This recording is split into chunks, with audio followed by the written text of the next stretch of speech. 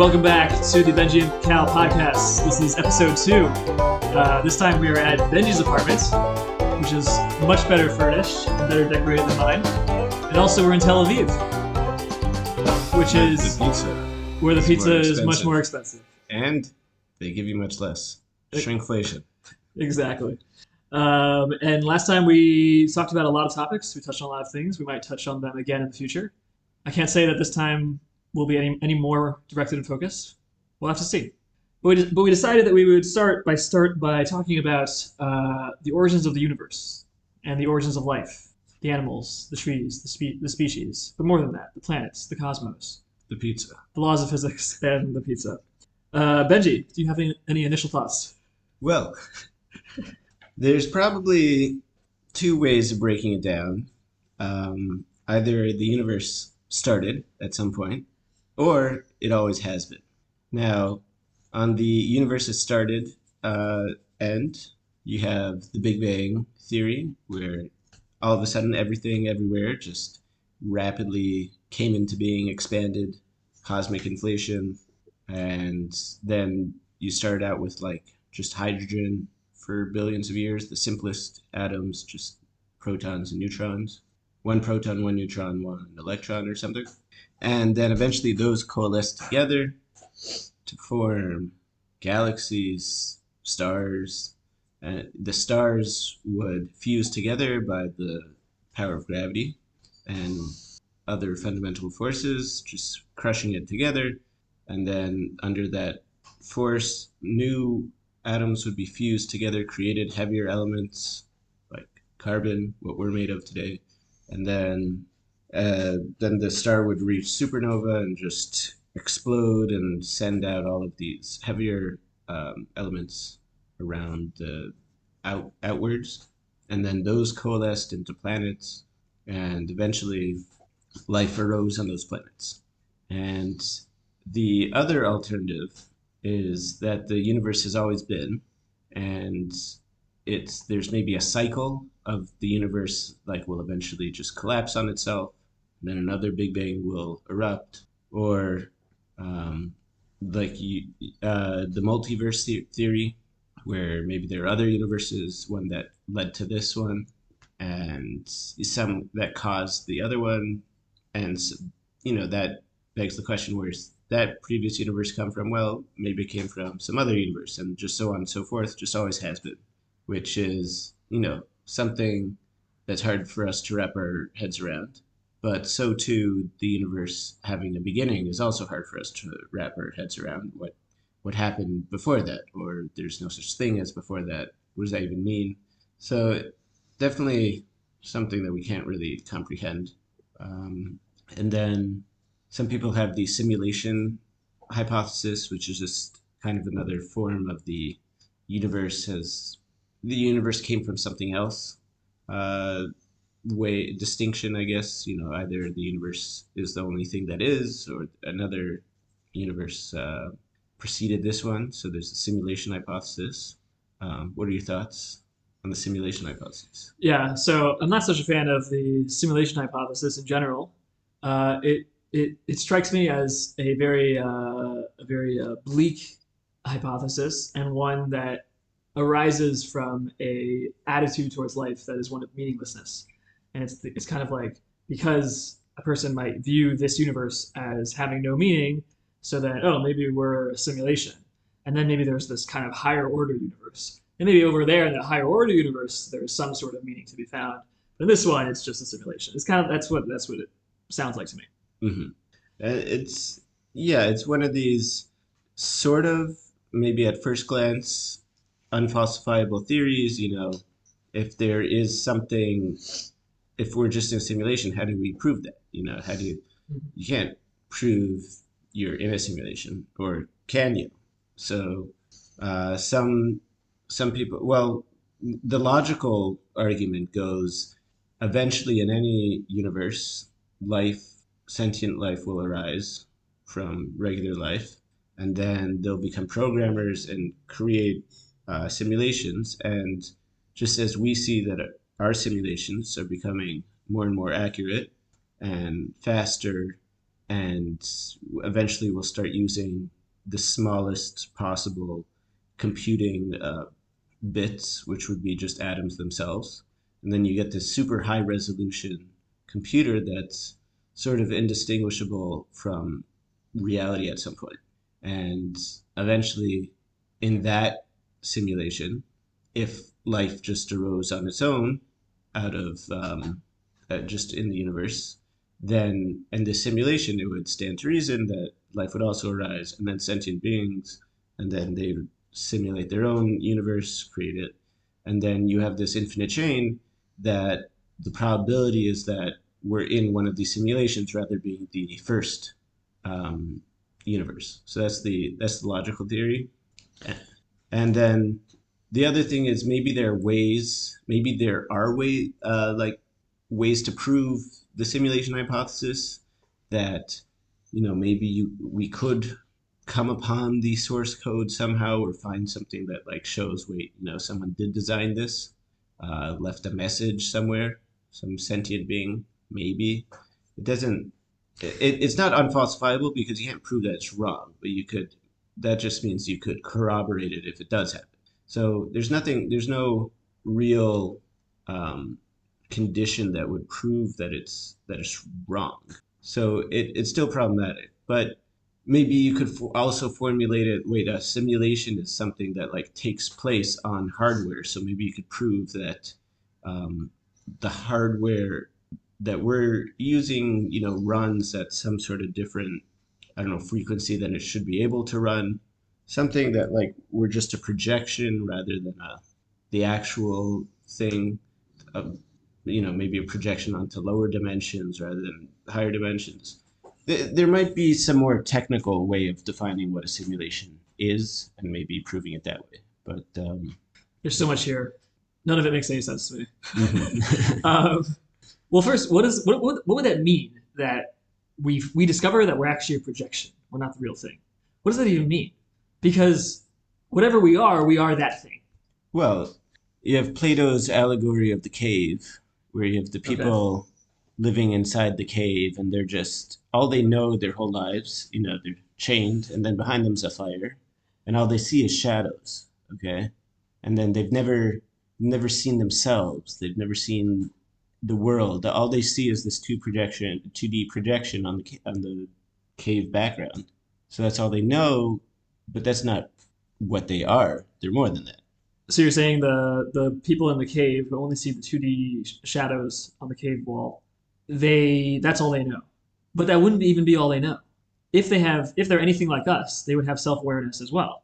So in addition to the things that they see outside of themselves, they would be aware of themselves as an entity on on on its own. Sure, but they see themselves as two-dimensional entities. In this in the allegory, they're I don't know. They can only see in one direction. They have their Okay. idea that the But point. that's why the allegory seems to break down for me. Because if I were to put myself into this cave and try to compare, I would. There's no situation where I would only be aware of two-dimensional shadows. I would be aware of two-dimensional shadows as well as my thoughts and my feelings and my sense of self and all these questions I would have about like, oh, is this all there is? Am I in this cave? Like, is it just these two-dimensional shadows? And all of that would be real, even in this allegory, because that actually would be me. So even if I were to then exit the cave and realize that there's much more than the cave, I'd be like, excellent, there's much more than I saw before outside of myself. But in terms of what I see inside of myself, it's all the same. I'm still aware of the same things. Mhm. So I guess it's more a question of scale and how much, but that's what a projection is. It's just it's real. It's a representation of something that exists at a higher dimension. It's just being projected on. So like you could look at it both ways. That is what exists, or there's more to it. It's just Okay, reference. it's interesting to strike a comparison between kind of classic religious thought and the simulation hypothesis, but there does seem to be a significant similarity here because the religious hypothesis, the religious mode of thought would also say that like we are kind of a representation of our real selves that our real selves is like this divine spark that comes from some other world, and we've kind of been put into this physical body, and there's like it's like where it's like our real self is manifesting in some physical way, but it's not the real thing. Hmm. Yeah, I would also draw more similarities between the people, people believing in the simulation hypothesis. There's a bit of belief there. It's kind of like a belief in an intelligent creator as well, Mm-hmm. that hey, there must have been someone that intentionally designed this whole thing. But those same people probably wouldn't, just in general, believe in like a God creator, um, in the spiritual sense, Mm-hmm. and also that they kind of accept it more on logical arguments rather than observation. Um, there are logical arguments for God that follow a very similar path, like everything everything that we know has some sort of something that put it into effect. One of like The Saint cause. Aquinas is yeah, arguments for the existence of God is every clock has a clock maker, and every universe becomes sufficiently advanced enough to make a simulation. Maybe not. Like that's a pretty big assertion you're making as well. That every that you could be plugged into a simulation, and there'd be no way to get out, and so like maybe that's an assertion. Every clock needs a clockmaker. Also an assertion. Maybe the universe doesn't, because the universe is different than everything contained within it. So, but they're different. It's a way of kind of like maybe believing in something without having to defer to the classical um, religious uh, religious sources, because maybe they feel there's too much baggage that comes with religious sources, Mm-hmm. um, not as relatable. Like it's the new God of one that those who follow technology can relate to. Those Mm-hmm. that it's just it's very in line with that whole system of beliefs. Simulations, not dreams and miracles, but hardware. Um, but does anyone who believes in the simulation believe that it causes it means that there's any sort of responsibility they have towards their behavior, or there's any like the simulation calls upon you in some way to live up to some standard or to Hmm. reach some level of. Yeah, that's probably it. There's no moral repercussions of living in a simulation. Mhm. In fact, there's probably fewer, Right. because if we're in a simulation, then you're just a simulation. You're just bunch of bits and bytes, and I wouldn't care about destroying you. And if you're an alien in Alien Invaders, so why not in real life? So I'm glad you mentioned that because that seems to me to be the proof that we're not in a simulation. Because what you just said is so obviously not true to me. If I was playing Alien Invaders, there is no actual alien. It's as you say, it's a simulation. What is what is the word simulation means it's not really real. It's as if like I'm pretending I'm shooting aliens and I'm using the images on this screen and the programming put into this game to kind of like create to help that pretend feel more like a real experience. But we all know I'm not really shooting aliens. But in the real world, like if you were to like take a knife and chop off my hand, I'd be in excruciating pain, and I would really feel that pain. Like I'd be in a lot of pain. Well, what is pain? You're, I'm you're gonna glad say you. it's just It's just something a feeling. a It's just a message in a substance. message in my It's a brain. message in your brain. You can turn it off. It's just a substance that your brain releases to let the body know that it's hurt. Because if it didn't, then your chances of survival would dramatically decrease, and then you wouldn't pass on your genes to the next offspring. Yeah. So here's where I want to break the fourth wall for a second and explain to our listeners that this is like the basic disagreement that I think we had throughout college. Um, that we can hash it out again right now. I don't know. Like, it'll be fun to hash it out, certainly, for the sake of the podcast. Um, but that what you just said just almost like doesn't compute with what in my head, because even if the pain that I feel has an explanation. You can say, oh, look at the neurochemistry and this and that. And that's what pain is. But you can't say that's what pain is. You can say that's what causes pain. Pain is you said the word feeling, but you use that in a minimalizing sense, in the sense that it's like just something going on in my head. I'm using it I think in a more significant sense. It's a feeling in the sense that I'm really feeling it. It's this experience that is objectively unpleasant to me. And what I mean by that, well, you're like, oh, how could it possibly be objective in something that I'm experiencing? It's objective in the sense that it's impossible for me to say it's fine. It's possible. It's not a matter of choice, right? It's not a matter of, oh, I can choose for this pain of my hand being cut off. I can choose for that to be just be fine. It's all arbitrary. There's no real, this is bad, this is good. No, no. I am simply, the experience that I have in this world is that is a excruciatingly intolerable experience. Obviously, I've never experienced it, but I can. Well, A, there's morphine that can just turn it off. But that But doesn't. B, Okay. there are people that have used hypnosis and mastered it, or not even hypnosis, just being able to control Hmm. pain in a way that someone else would be screaming from Hmm. pain, but they have learned to ignore the sense of, you could have a contest with them and dunk your hand in the water, and then you'll be screaming out in pain in cold water, icy cold water, and they'll be sitting there calm as calm as as a cucumber, cool as a cucumber. They've mastered it. So it's also just a matter of skill and how much pain. You have to double the pain in order to really feel it. Like at some point, everyone will feel some. Like you can't turn it off at some point because it's so strong, except with external auxiliary help from morphine. But yeah, it's an experience if you're feeling it and you're you're paying attention to it. Okay. None of this really gets to the point. And also, it's not a matter of hold on. So first, it's the fact that the fact that you can take morphine and ignore the pain.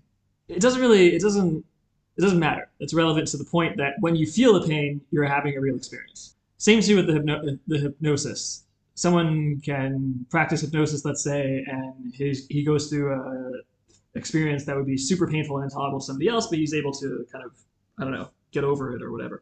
So same thing. Doesn't change the experience that each person is having when they feel the pain. It doesn't change that the hypnotic person is also feeling an experience. And also, it's not a matter of skill. The only reason I use the example of a guy getting his hand chopped off, a kind of graphic example, is just for the sake of persuasion in the meeting you or whoever I'm talking to where they're at. That graphic image creates more of a persuasive impact. But at the heart of the point, it doesn't matter. We could be talking about a little tap that I touch a glass of water. That the experience of that tap. We could be talking about this simply the wind blowing on my face. There's a fundamental point here that is the experience is not reducible to the physical parts of it. That there's something extra here. Hmm. It exists in the brain, within the body. To say that is also, I think, to miss the point because it doesn't exist anywhere. It's the fact, meaning you could say that experience that you're experiencing, the source of that experience is in the brain. I'd be like, okay, fine. You could also say it's actually outside of the brain. It's like you're actually kind of spirit floating outside your head. I'm like, okay, fine. And then somebody else, and then you could be like, it's actually there's like a command ship out in the universe that's the real source of the experience. I'd be like, okay, fine. None of it really matters because none of it is actually the thing. But what if I open up your brain and I'm sitting there with a little electrical stimulator? Mm-hmm. I'm poking around, Yeah. and all of a sudden, you start feeling different experiences, Okay. which is what happens when you do such a thing. Yeah. And then all of a sudden, the patient reports, "Hey, I just experienced, I just remembered what it was like at this party. Um, oh, I just remembered, I just had an immense feeling of pain of like my hand getting chopped off. I don't Mm-hmm. know. Maybe you could induce, but you could localize it. You could say, hey." when I stimulate this part of the brain, he feels this experience. So just like any empirical experiment observation, it would seem to point to the fact that it's localized within the brain. Well, no. All it shows empirically is that the brain is causally linked to the experience. It doesn't show that the experience is localizing within the brain. And I've already explained that I don't really know what that means because even if you said it was in the brain or outside the brain or in a command shift, it doesn't really. You're not talking about the thing itself. You're talking about the source of it. Um, but but but still, it doesn't. You haven't shown that it's localized within the brain. You simply showed that the brain is causally linked to it, which I definitely accept. I would say that the brain is the physical instrument in our body that allows for the translation of this higher level spiritual essence that we have that kind of maps it onto the real world. So it's the physical instrument in our body that allows that spiritual essence to interact with the real world, both as an agent and also as a receiver of experience. Mhm. Um, well, I will say this. I think that the idea of consciousness and experience is something that science still doesn't understand. We don't Mm-hmm. know, like, can't point to where consciousness appears, can't Mm-hmm. really explain it so well, and that it probably gets in the way of our trying to understand it too, because we have a very intimate feeling of what it is. And it's hard to do an objective empirical study on what it is because we're actively experiencing it. So it is sort of unlike anything else that we've tried to study in science. Mm-hmm. And yeah, so I'll give it that. But yeah, we could go into other things. You want to go on to other things? Well, I just wanted to discuss something with you. Okay. So, just to get back to where did we come from, and I think this ties in a little bit with maybe more of the themes that you were discussing, because it all makes sense, where Earth came from, the universe, at least if it's all just rocks and stuff. But where did life come from? Because life is a pretty significant thing, at least to us. Means a lot. And how did it come about? So there, maybe probably more theological um, philosophers would apply. They'd say, okay, you could have where the cosmos came from because that doesn't matter so much, but life, no one knows where life came from. That was like a direct act of God or something. And it is a little mysterious where did life come from because so far scientists haven't been able to replicate the exact process of life, inanimate matter becoming animate.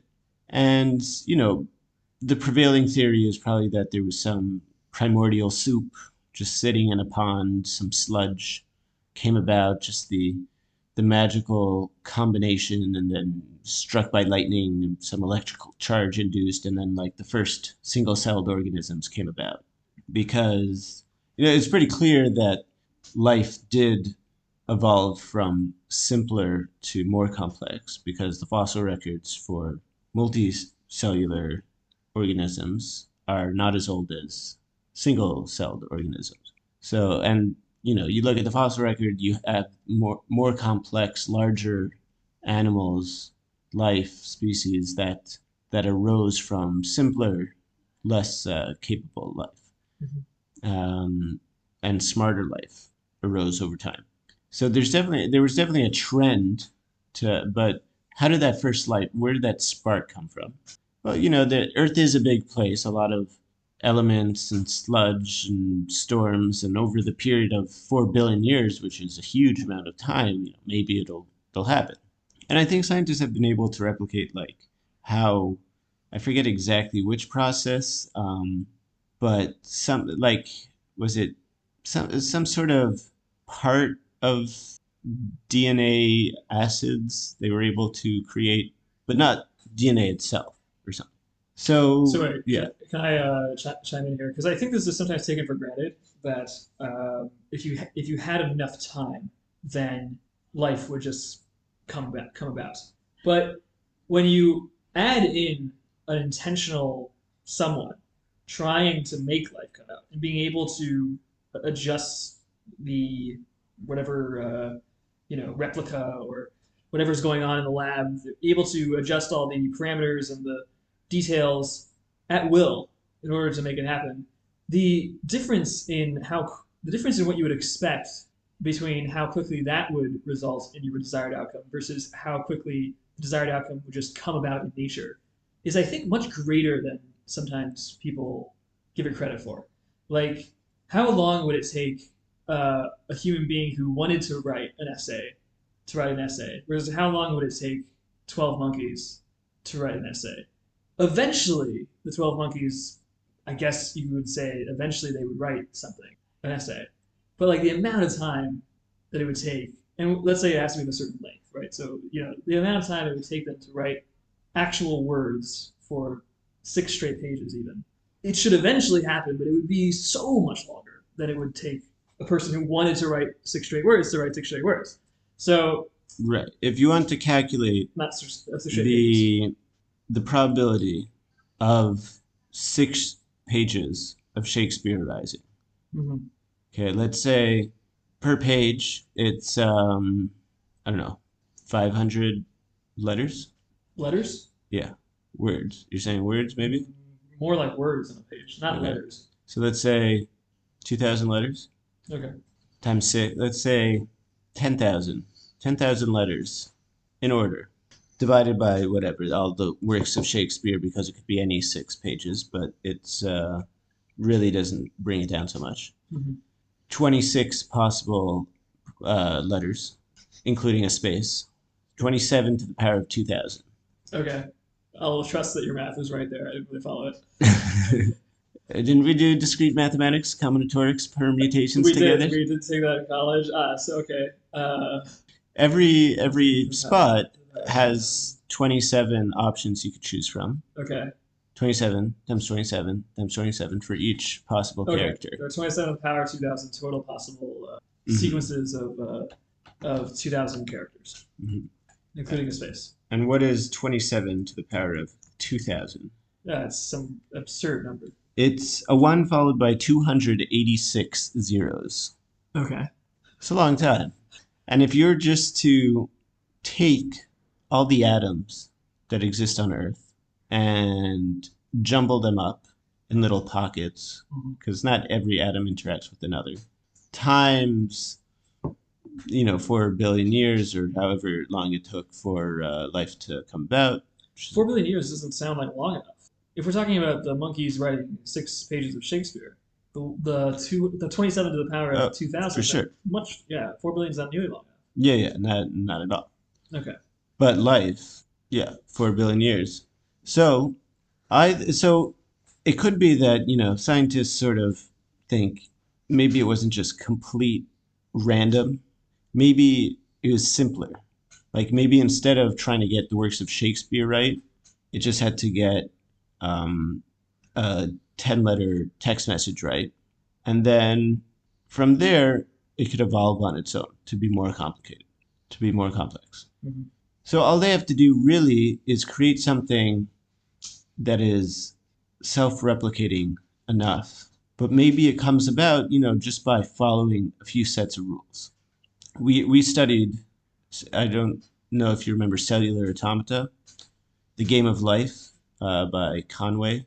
I took a course on it in biological computation, where basically you have 4 cells on a 2D array, and the rules are if a cell is in the middle alone, none of the cells surrounding it are alive. So each cell gets a value 1 or 0.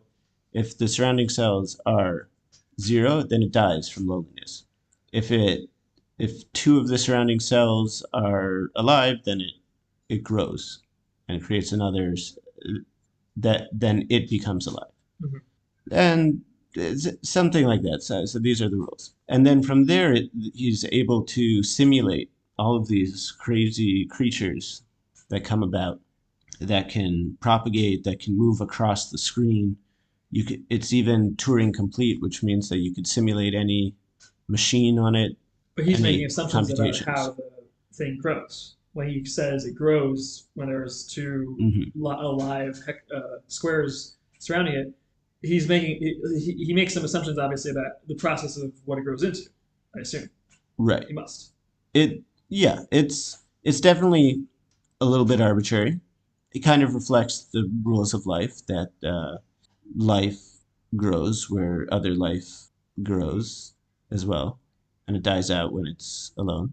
But yeah, it's sort of arbitrary. But the point is, we don't have to look for such complexity as we might think. We just maybe have to find something that obeys a few simple rules. So it could be just a matter of time, just like everything else, um, that we just have to, it'll take us a bit more research to get into the source of life, but it's there. And that maybe scientists will be able to replicate the whole process. And because what is the other alternative? The other alternative is that maybe, and you could probably speak to this more, that some intelligent creator um, kind of created it in a way that doesn't show that he intervened so much. It's not a smoking gun proof. Kind of did it in a way, like if he's going to create it, why not just, if man is the ultimate uh, being to create, I mean, I'm making that assumption. Why wait for evolution to happen, which seems like a natural thing? Why try to fool us, I guess, into thinking of it? I don't know if you have, or maybe you don't agree or feel that way. Um, Maybe I don't agree or feel that. That life was created by divine intervention. Um, I don't always feel it, but when push comes to shove, it still seems to me to be the best explanation. Hmm. More than just it happening on its own. Mhm. Yeah, But why would, I mean, should we try to understand God's intentions? yeah, I would think so. So then why would God create life in that manner, you think? Why would God create life using evolution? Yeah, starting small. Is man the ultimate purpose according to God? Why wait 4 billion years? Why not as soon as? Well, okay, so there's a lot. There's a lot here. So there, often we ask questions about God from a very human perspective. But if we were to kind of step out of that perspective for a second, we realize that the very basis of the question is kind of a human. It's a the we create our own problem and then ask a question about it. Like, what's to say that there's any significance to a tremendously large stretch of time? There's an assumption in the human mind that if you want something, if the main thing is the human, you should have just created that first. You should have just gotten right around to it. But to God, maybe all of this is like, well, 4 billion years. That's nothing. That's like a blink of an eye to God, or it doesn't even matter how much time. Like the whole concept of time being linked to the significance of things as to when they came about is itself a human construct.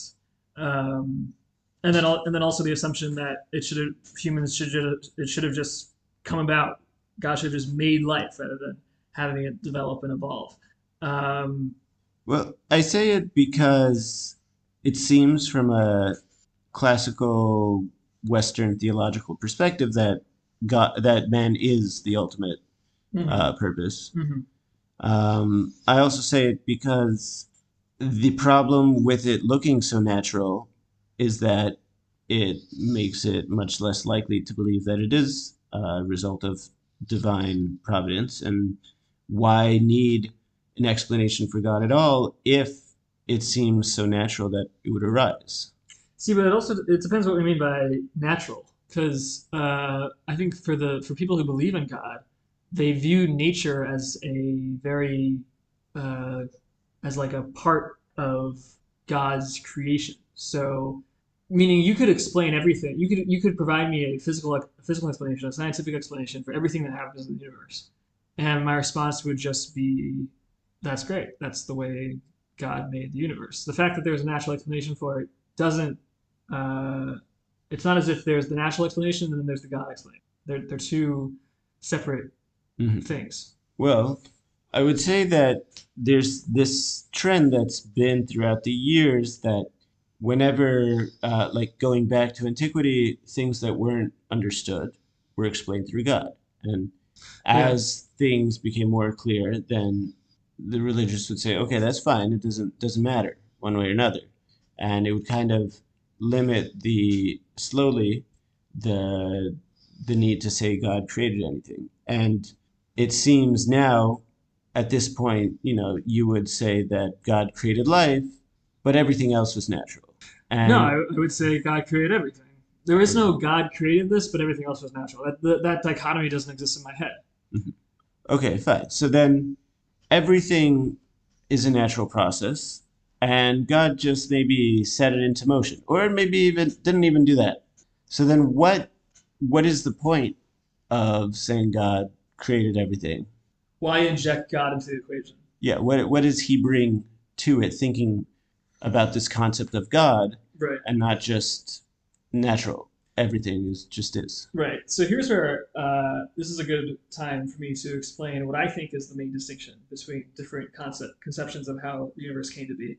You mentioned that there's the distinction of whether we are the only universe or whether there are other universes, and also whether the universe had a beginning or whether it just has always been around. Right. To me, the main distinction is whether the universe has meaning, although I would really kind of pin it down more to like whether our experience has meaning, whether our lives have meaning, and also whether there's any sort of moral imperative upon us, whether there's any sort of purpose, direction that we are called upon to follow. Um, that to me is the main distinction. Any concept of how the universe came about that includes that in its hypothesis, that is meaning and moral imperative, strikes me as a much more plausible. But I suppose it's not plausible in the sense I'm using a different part of my brain when I say this. It strikes me as a much more complete hypothesis because it accounts for something that I think is unquestionably here in our lives. Whereas a hypothesis about the origins of the universe that doesn't account for that immediately strikes me as incomplete because it's completely ignoring this thing that I think is real and does exist, and people who promote, for example, the simulation hypothesis try to say like, oh, there is no moral imperative, or there is no meaning. Mhm. Okay, so I think I was with you in the first half for sure. Um, and that I think it is something that maybe a change, or not like a revolution, maybe in theological thinking, or maybe it's always been this way, but I agree with, less of an emphasis is required on the how things came about from a theological perspective, but why. Mm-hmm. And that the need for belief and religion is more something to satisfy, and the idea of God is more something to bring meaning into our everyday lives and for humans rather than for God. And that it doesn't really, all these things don't matter. It's more about how we view things with value. And when you break it down into that, I think that religious people themselves could benefit from putting less of an emphasis on the how, because Yeah. then it would be easy to imagine a religious person uh, stopping, seizing their religious belief system because they have seen scientific arguments about that account for um, the creation that could refute creationism. Mm-hmm. And so why throw out necessarily all of these other aspects of religion just because one part of it has been shown to not be necessarily in accordance with God, with God and religion. So, and I also think that non-religious people would benefit because they would also see that there's this other aspect to religion Mm-hmm. that is important to the human experience that isn't just thrown out the window, or shouldn't just be thrown out the window because of issues with creationism. Mm-hmm. And then you could get down to the actual, not the actual, but some more important questions like why is human life meaningful? Why does it have value? What is the purpose, or what should our purpose be? Why is it important to have purpose, or why not? And those are probably questions that religious and non religious people should be debating rather than just creationism. Meaning, rather than just historically, did the universe come about because of a god or just by some naturalism? Hmm. And there's probably what we should also do as well, because I think we've established that it doesn't matter too much um, how life came about from a theological point of view. Yeah, I agree. Mhm.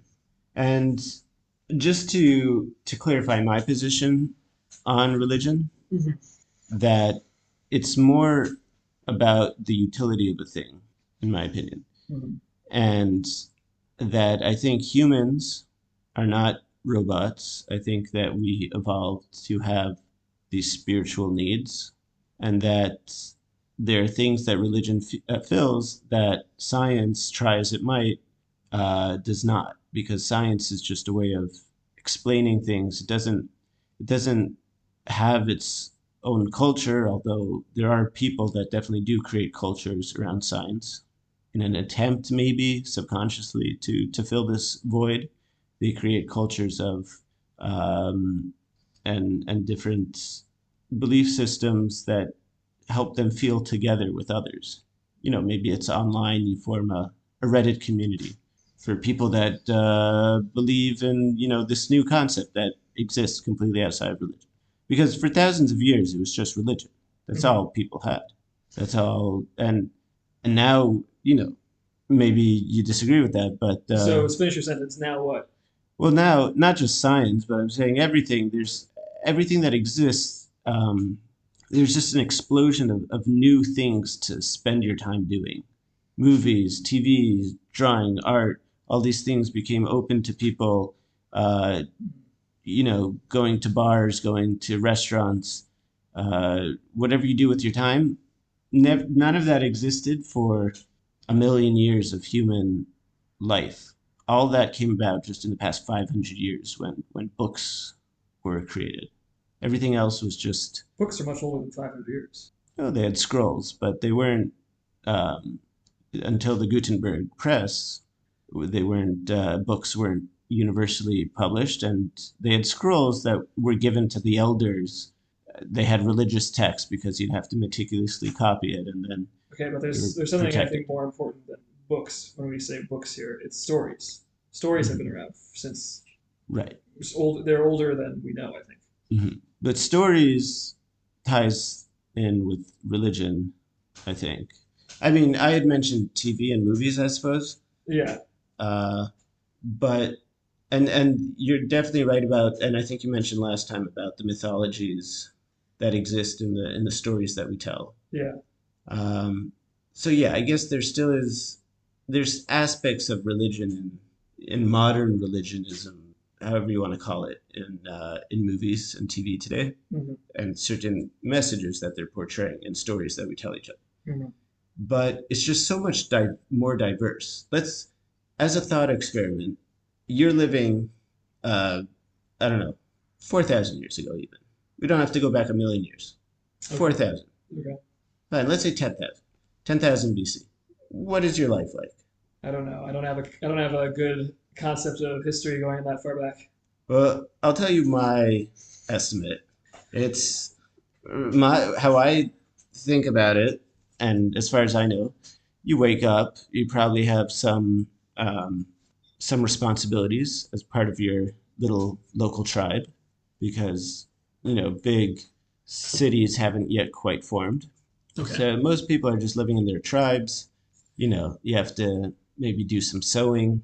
Um, and also, farming hasn't really come about yet. You have to do hunting. You have to go but mostly you either think about your next food, or you're just sitting around all day swapping stories. Mm-hmm. It's just that. It's like hunting and gathering. We're sitting around a fire and telling stories and looking up at the stars, but you're not doing anything. You're not writing. You're not.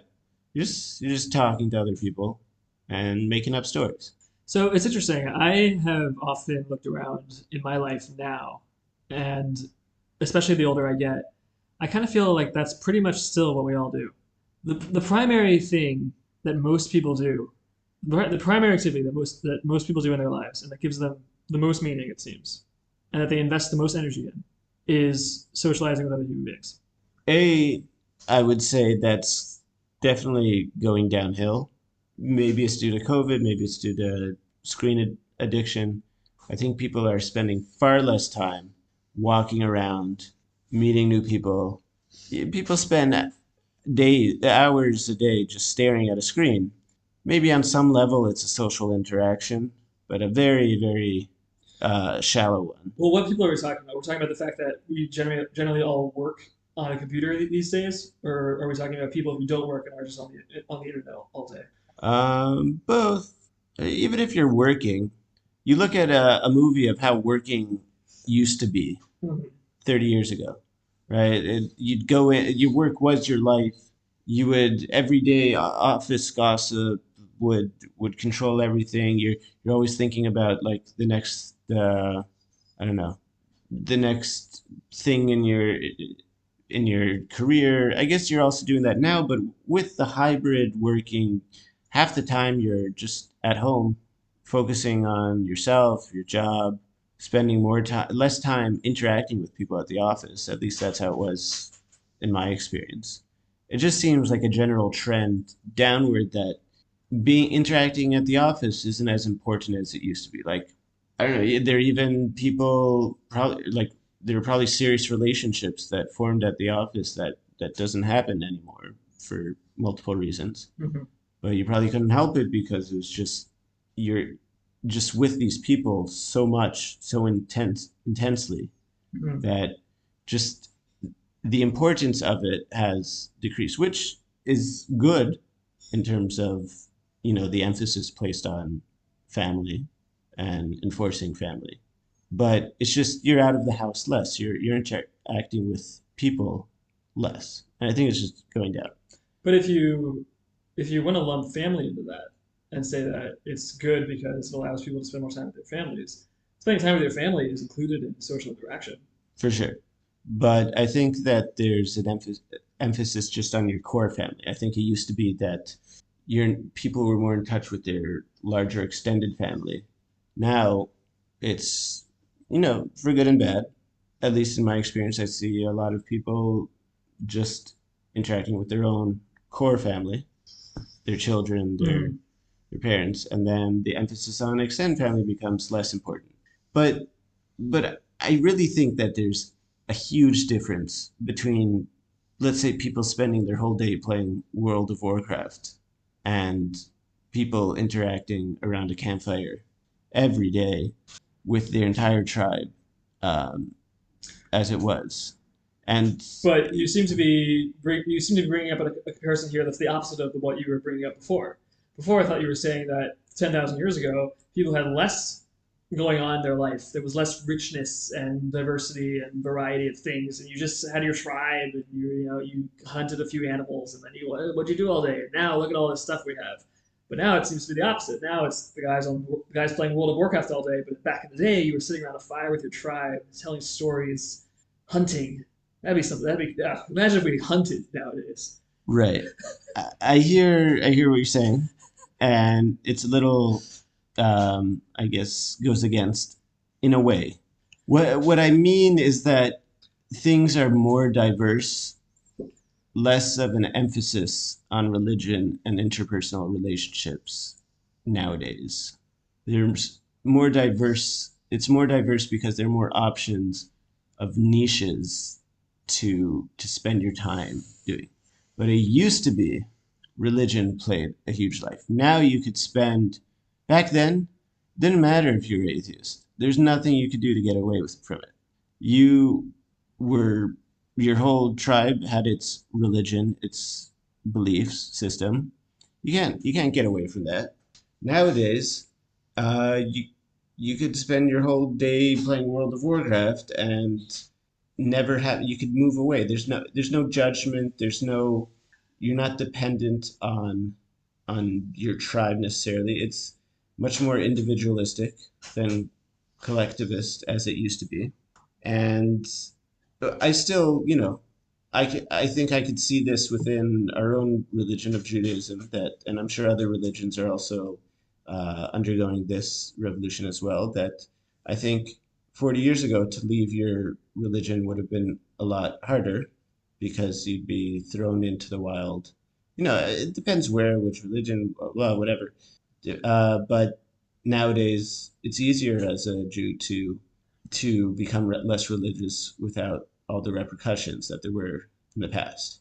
So, all this is to say that there are parts of religion that I think the non religious would view most of it as negative, but there are probably essential parts that we should be paying attention to, that we shouldn't just throw out the window. Um, yeah, I mean, obviously, I appreciate you saying that. Obviously, I agree that there are good aspects of religion, and I also feel very often that there are negative aspects as well. I think anytime you have a thing that a lot of people are doing, there are a number of problems that inevitably arise with that. The big one that comes to mind is the kind of social pressure that occurs in the religious community, or the judgment. Like you say, like 40 years ago, it might have been harder to leave or to be honest about your beliefs or to leave the religious community. I think uh, whenever religious practice becomes more about, oh, you can't do that or you have to do that because like that's what we do, and like it's more of a social judgment, social pressure sort of situation, instead of like getting to the heart of the matter. That's definitely a problem that occurs.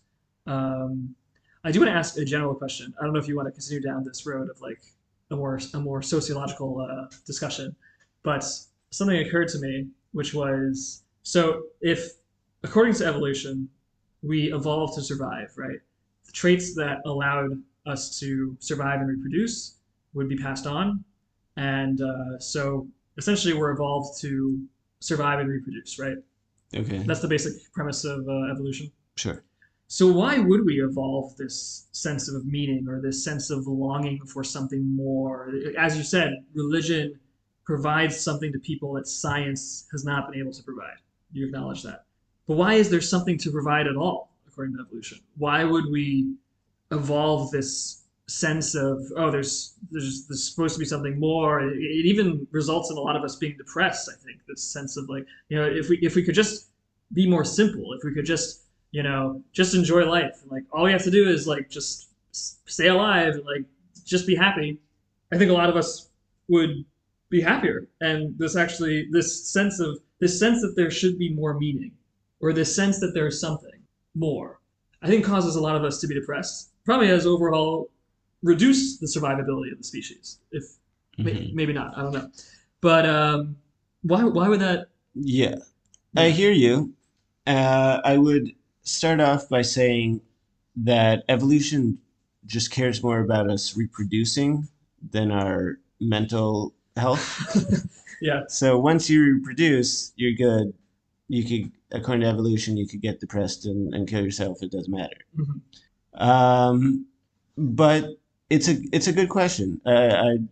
It's a great thought experiment. What is it that that we get from it? And religion, the search for meaning, that being something that we develop, if you do have an answer to that, those cultures that do have an answer to meaning, I would say stick together better. I think those with a common cause, united, will provide for each other better and increase survivability, and it will give you something to live for, to procreate for, to push for. Mhm. Whereas if you believe in some sort of, if we were just hedonistic, um, just survive from one meal to the next, maybe we would say, hey, why would I settle down? Why wouldn't I just maximize my pleasure? Which is why um, all other living beings that don't have these faculty of reason don't have that issue. They know they have to procreate, and they do. They don't have this capability of reasoning and choice in the matter. They would never get to the point of why should I uh, procreate, and because they don't have the mental faculties. Us that do, we need to have some sort of reason to There, push us past that. am I wrong? I thought I heard that there have been cases of suicide. They're very rare, much more rare than humans. And not just like a goat falling off a cliff, but actually intentionally. It could be I am not remembering correctly, or Well, we could just we have the Google internet this, at our hands. Okay, and not just to put themselves out of pain. I don't think so. I don't know how we know this. I think the question is, though, suicide is also to put yourself out of a type of pain. Yes. No one ever just says, "Hey, I've accomplished everything I need to," and then shoots themselves just through reason alone. Maybe, but there's Yeah, probably some I would underlying I would pain. agree with that. I don't think it's. Oh, I'm totally not connected to your Wi-Fi. Um, I doubt it's. I don't think anyone kind of like reasons themselves to suicide. Although I don't know, should I say that with such confidence? What I was thinking was that like the depression happens first, and then you kind of justify it with a more with your rational part of your mind. Hmm. Like people who are just happy will continue to think in a way that reinforces that happiness, whereas people who are sad, or well, I shouldn't say sad, but depressed or lacking in meaning, will continue to think in a way that reinforces that. Um, but then it's also obvious that the way you think can have an effect on your mood in the long run. I, I see kind of conflicting results here. That some studies say that there hasn't been animal suicide. Some people do, Okay. but the reason they would is because of pain. And how would they be able to do it? Because that's also, they don't have the tools to do it Yeah, as well. I thought I read about whales swimming to the shore and like Mm, washing themselves up on shore until they died. interesting. It's hard to ask the whale if he meant to do it, but Indeed. it's possible. Whales are on the upper end of intelligence in the animal kingdom. Hmm. Uh, Maybe, you know, they lost their soulmate, their whale soulmate, and you can imagine some current took them apart because they don't have Google Maps for whales, and there's probably pain and longing that comes from that, and maybe they wash themselves ashore. Maybe. Completely possible. But your question, Yes. About why would meaning evolve if it doesn't help our survivability?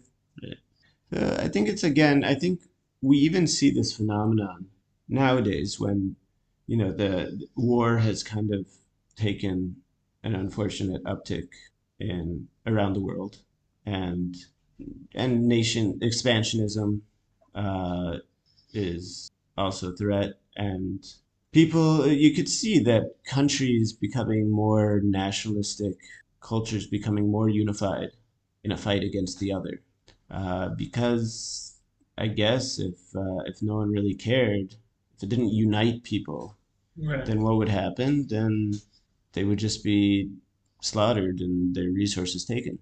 Right. But it's possible we are conflating a lot of psychological phenomena into one here. Because it's true that I can lump a number of things about human behavior into this, like, oh, it's just like a way for us to bond together. It's a way for us to have something uniting all of us that we can all participate in.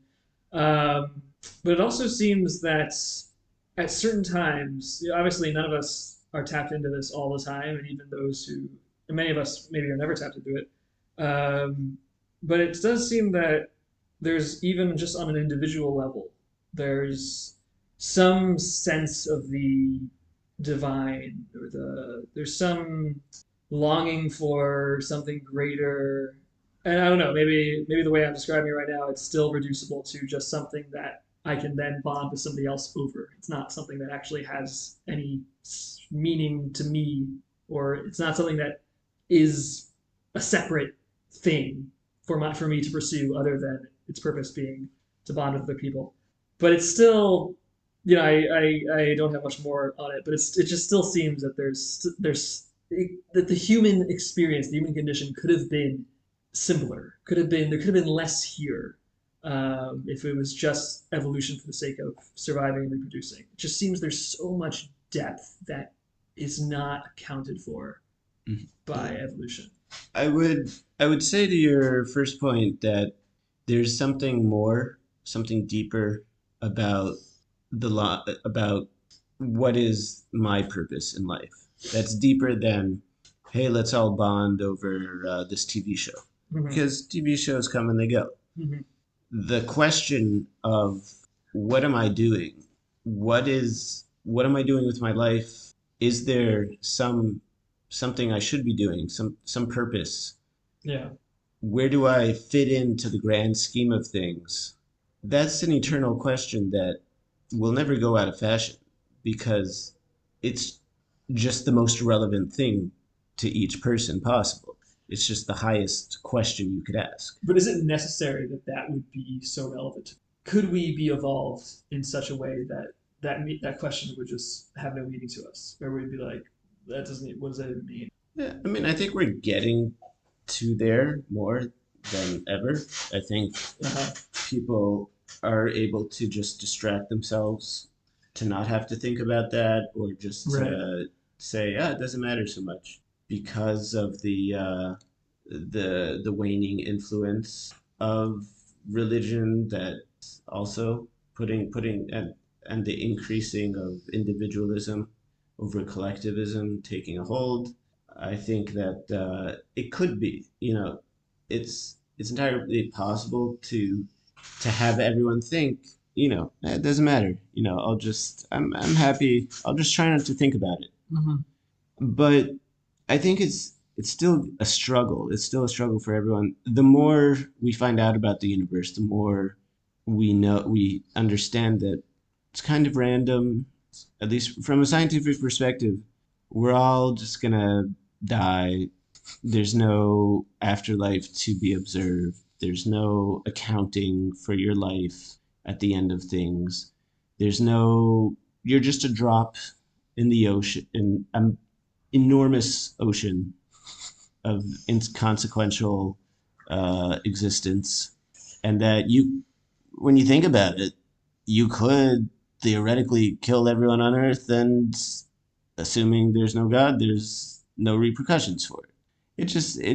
It leaves you with hey, there's not much, like, what am I doing, kind of thing. So it'd be, on the one hand, it's there. It's becoming more pervasive. This whole idea of and becoming more common knowledge that the immense size of the universe and how the time of the universe and other ideas, other religions, maybe it being in conflict, and just the idea that we don't have all the answers.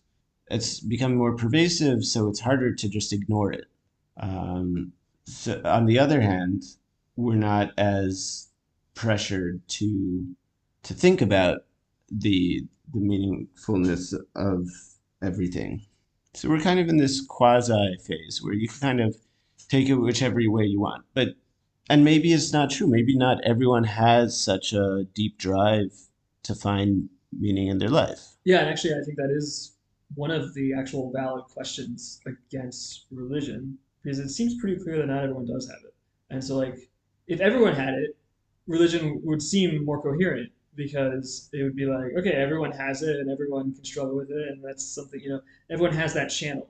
But it seems that some people really don't. Or I don't know. I think the thing is about people is that I think everything needs to be exercised. I think if I sat on a chair for the rest of my life, I would lose all of my.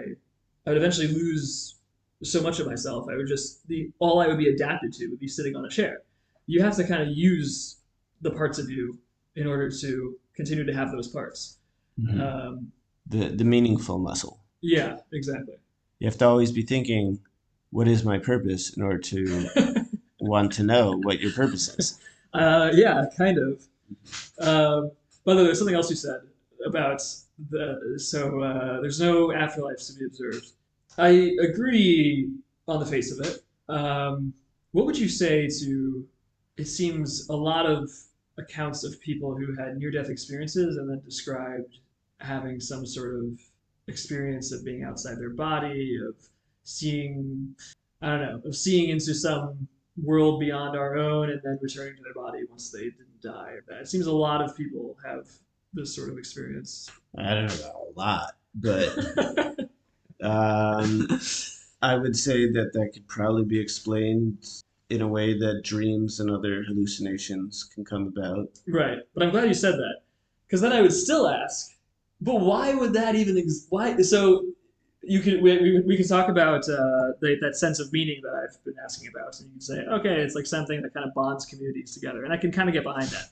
But even if we reduce the testimonies, I'll call them testimonies, of people who have had near-death experiences who describe seeing the afterlife in some sense, even if we reduce that to just like some psychological phenomenon, like a dreamlike thing, but why does that psychological phenomenon exist? Well, there's probably something in the brain when you die to, I don't know, maybe not.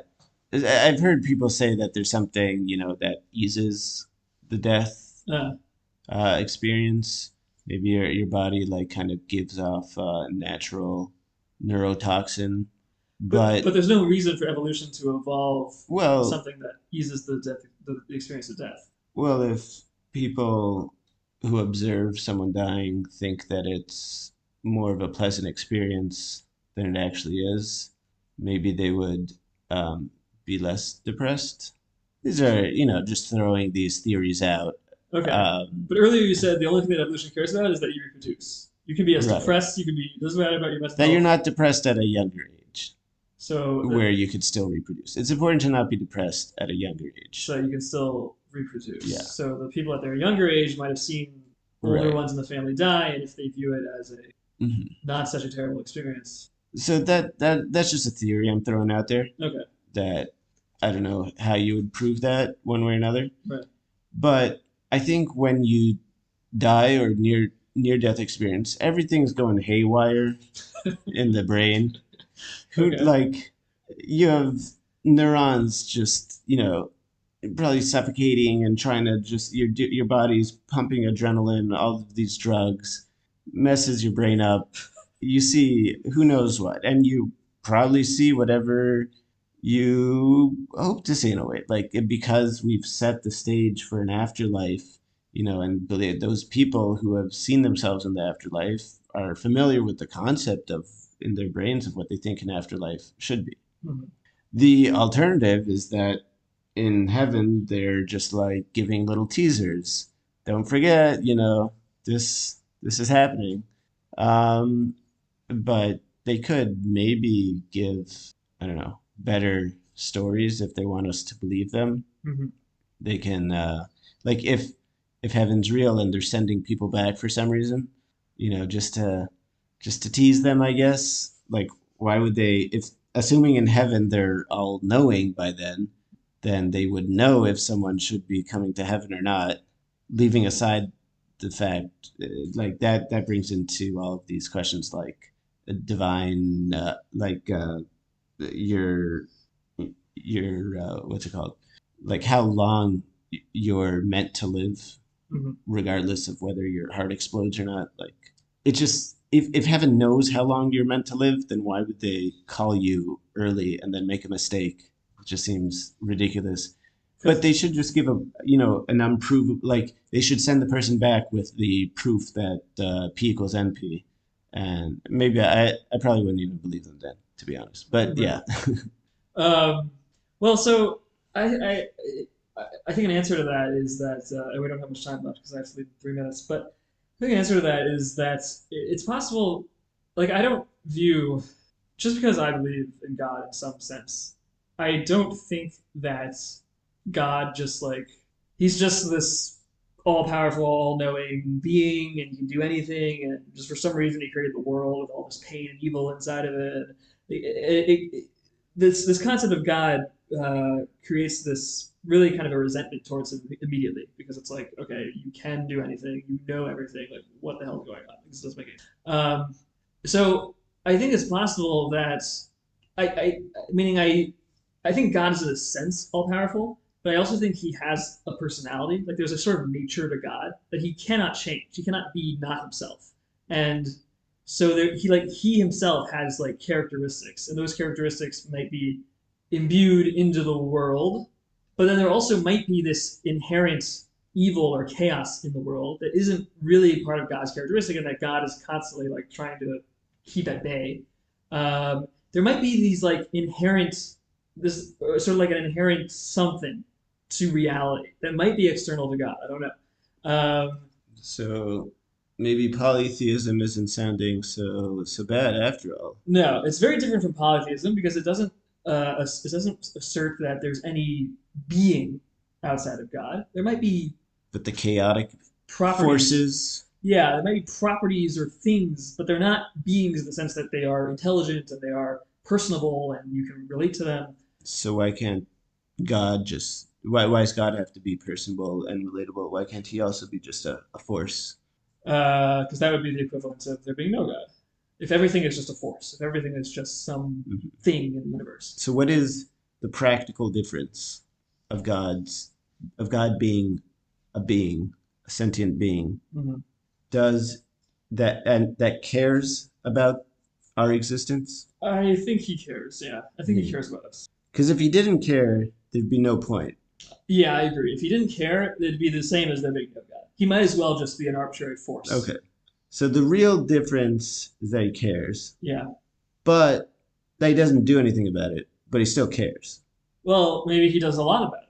But just in certain ways. Not he Maybe doesn't the, stop all tragedies, just yeah. stop some. Maybe some tragedies he doesn't stop for good reasons. Maybe some tragedies I don't know. Maybe he's unable to stop. Maybe there's a certain tragedy to.